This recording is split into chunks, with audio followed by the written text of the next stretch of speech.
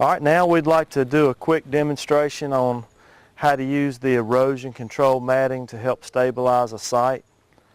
A lot of that stuff is made out of some type of fibrous material. Excelsior is a common material, shaved up wood fibers that are formed into a mat that you can use to help hold the soil in place until you can get some grass seed established in place.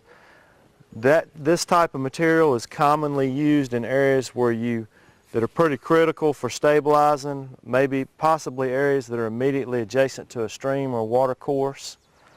Such as an example of an area that we have here. We're on the side of a road that was used to access an area for logging. Some disturbance occurred. We've got some exposed soil immediately adjacent to a stream here. So to try to stabilize this, we would, if in an area where we didn't think there was a special concern, hopefully we would be able to take care of that with seeding and mulching with straw or something like that. But if you've got an area with some significant slope or an area that you think is especially prone to erosion, the extra investment in some of this erosion control matting could really help make sure, absolute certain that you've kept the soil in place until you can get some permanent vegetation established. So this was a 4-foot wide by 50-foot roll of the material that was purchased at local home improvement store for somewhere in the range of $25. We've got some metal stakes that are used to secure the material in place, that approximately $10 for a bag. This looks like 75 in this bag. Probably need to put these pretty close together to help pin the material in place. Refer to the B&P manual for the type of seed that is recommended based on the soil type that you have, where you are in the state, and the time of year that you're doing the work. That's critical. If you put the wrong seed out at the wrong time of the year, you won't get a good stand that can help hold the soil in place long enough for what it takes until you can get some permanent vegetation established. So we've got some grass seed. We're going to sow this little small area with some grass seed, and then we're going to roll out the material on here and pin it in place. All right, going to try to get a nice even mixture. If you've got a big area to do, it would probably be better to get one of these crank hand seeders involved, or a drop seeder if it's a nice smooth area and you can roll that across the ground, help get your application rate perfect. This small area that we're doing for a demonstration, probably not that critical. But we're gonna cover the area with enough seed to stabilize it.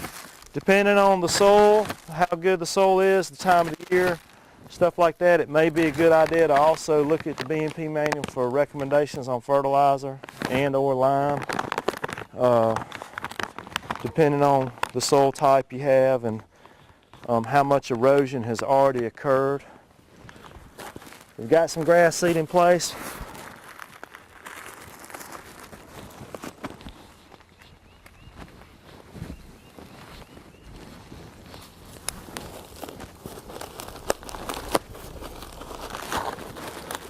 All right, we're gonna, with whatever material you purchase, you should have some instructions, and the instructions on this stuff that we've got here says to make sure that when you unroll it that the plastic mesh netting is on top. So one side is the wood fiber woven in place, and then that's covered up with a thin layer of plastic netting.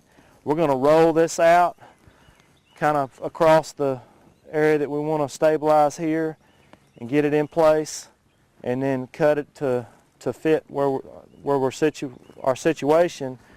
Then we're going to turn back and roll it back across here, maybe with just a little bit of overlap, so that we make sure we've got complete ground cover with this stuff. This is used to just make sure that there's not any potential for erosion until we get the grass to come up through the material and stabilize the soil.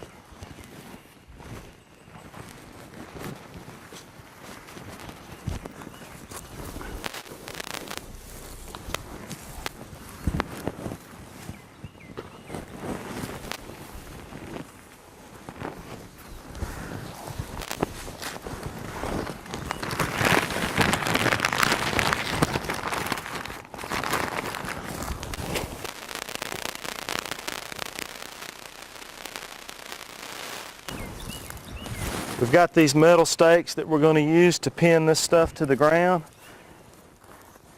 Probably making sure that we hit the corners and the tight critical places first, then go back in. As you can see, we've got this run all the way up to the edge of the water here at a place that could cause us a problem if we don't secure it.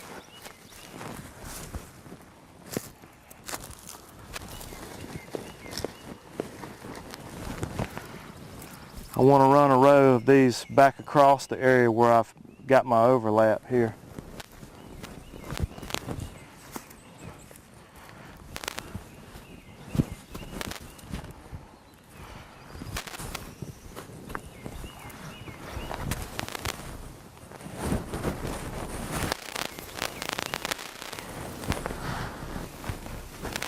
Instructions and guidelines for this is kind of use your judgment. Use your best judgment as far as how far apart these need to go. If you've got an area with a lot of slope, of course, you'd probably want to put them a lot closer together.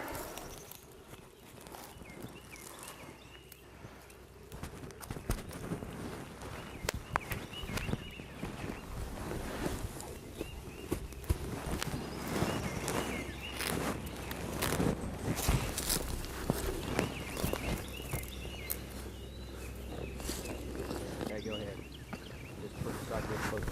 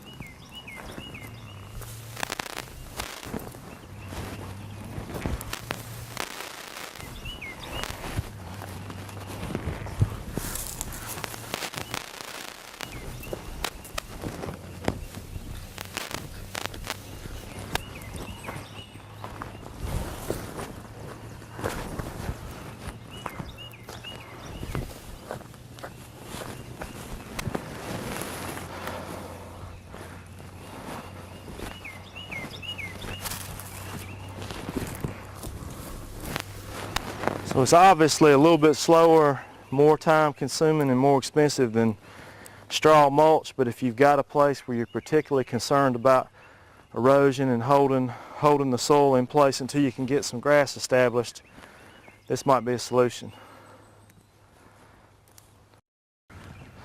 When you're getting ready to roll this stuff out on the ground, make sure that you get all the loose woody debris out of place to help improve the contact of the mesh with the mineral soil, and especially the seed with the mineral soil. So if you've got some loose logging debris in place, rake that out or remove it by hand before you put your seed down. We're going to hit the top of this crossing with one more piece of this material just to make sure we don't have any soil that sloughs off into the stream with subsequent future vehicle activity through this area.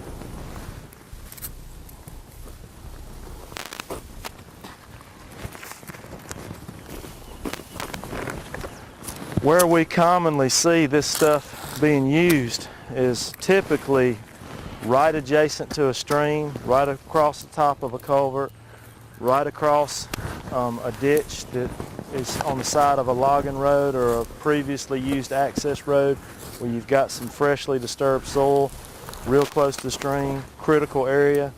And then once we get back up slope a little bit, we have this stuff in place to help hold the soil. Your typical seeding and mulching with straw, wheat straw or something of that nature.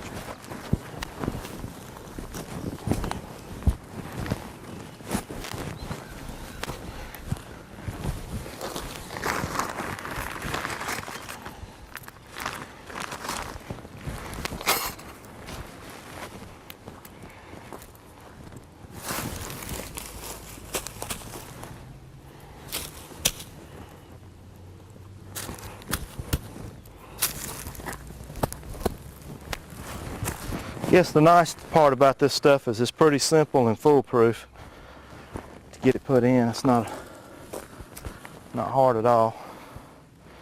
Hopefully the woven material here will help catch and hold any soil in place just long enough for us to get some grass or permanent vegetation coming back in.